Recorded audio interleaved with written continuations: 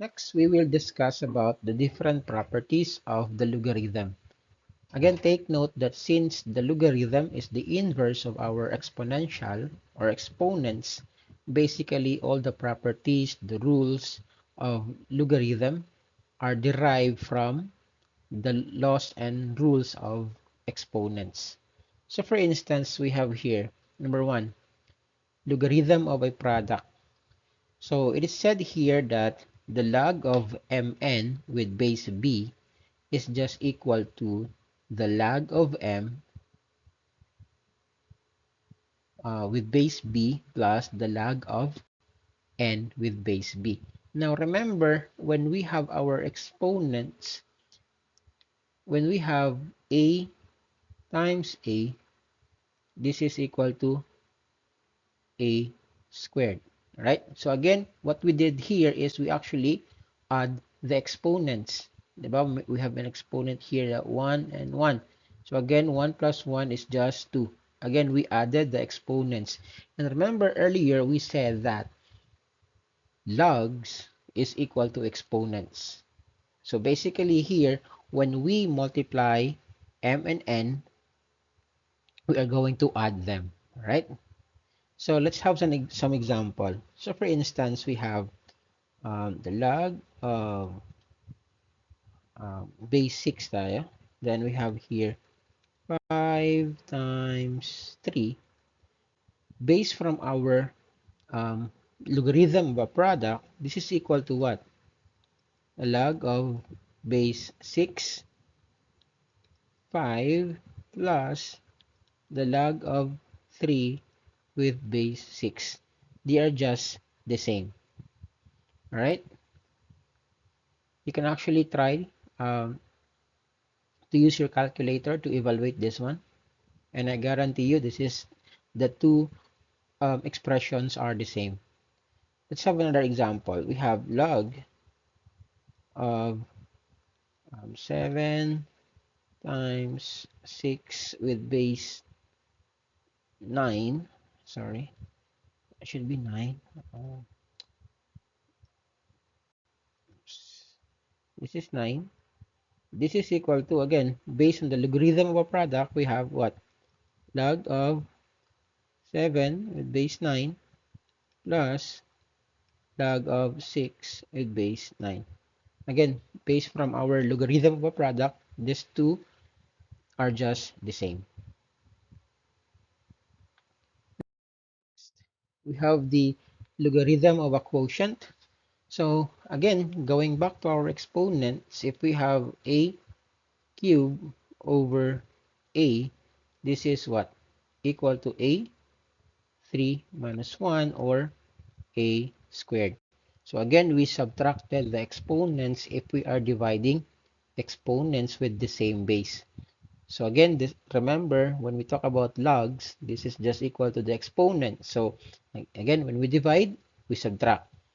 So if we have here the log of m over n with base b, that is just equal to the log of m with base b minus the log of n with base b. So let's try some examples. So for instance, I have here the log of 6, 5 over 3. Based from the logarithm of a quotient, this is just equal to what? A log of 5 with base 6 minus a log of 3 with base 6. Right? Next example, we have log of 7. Then we have 7 over 5. This will give us log of 7 with base 7 minus a log of 5 base 7. So again, that is according to our logarithm of a quotient. Next, we will have the logarithm of a power. Now remember, when we have exponents, we have a squared raised to 3. This is equal to a raised to 6. We multiply the exponents, right? Now, in log, what we will do is we are going to transfer our exponent down here, right? Right before the log. So for instance, we have log um, 3 squared with base 6. This is just equal to 2 log of 3 base 6. Again, this is according to our logarithm of a power. Next example, we will have log of 7 squared base 5. This is equal to 2 log of 7 with base 5.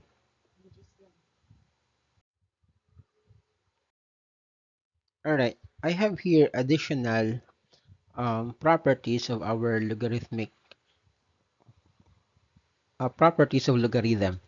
So remember, in our exponents, remember that raised to a number raised to 1 is the number itself. So if we have um, a raised to 1, this is just a, right? Or if we have 2 raised to 1, this is just 2. So again, using this concept, if you are going to rewrite this one into its logarithmic form, this is just what? Um, Again, we are going to write the word log, and then our base is 2, right? Equals 1 is our exponent, and then we have 2, right? So we have the log of 2 with base 2 is equal to 1.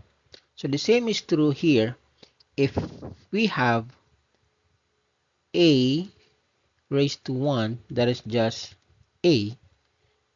So when we rewrite this one into its logarithmic form, this is just log of, after the equal sign, we have the a. I will write that one as a big letter A for us to see the difference now. So a with base a equals 1. So this is saying or telling us that every time you will see an expression, a logarithmic expression that says log of, example, log of 6 with base 6. Notice that the number after the base and the base are the same. This will always give you 1. Right? No doubt about that one. So another example, if you have log of 7 with base 7, this is just 1. Right? Again, you can try whatever number you want, but then again, if the base and the number after the base of every log expression are the same, it will always give you a 1. The another is, remember also that any number, of course, except 0, raised to a 0 is equal to 1. So in our exponents, if we have a raised to 0, this is just 1. Or 1 raised to 0, this is just 1. So again, any number except 0 raised by 0 is always 1. So if we are going to rewrite this one into our exponential form, this is just what? Log. Our base is a, so log of base a. And then our exponent is 0, so that is equal to 0. And then after the equal sign is 1. So every time you will see this pattern, any base, and then after the base you have 1, it will always give you a 0. So for instance, you have log of 1 with base 2. This is just 0. Alright? Log of 1 base 20. This will give you still 0. So again, these are the different properties of our logarithmic functions or expressions.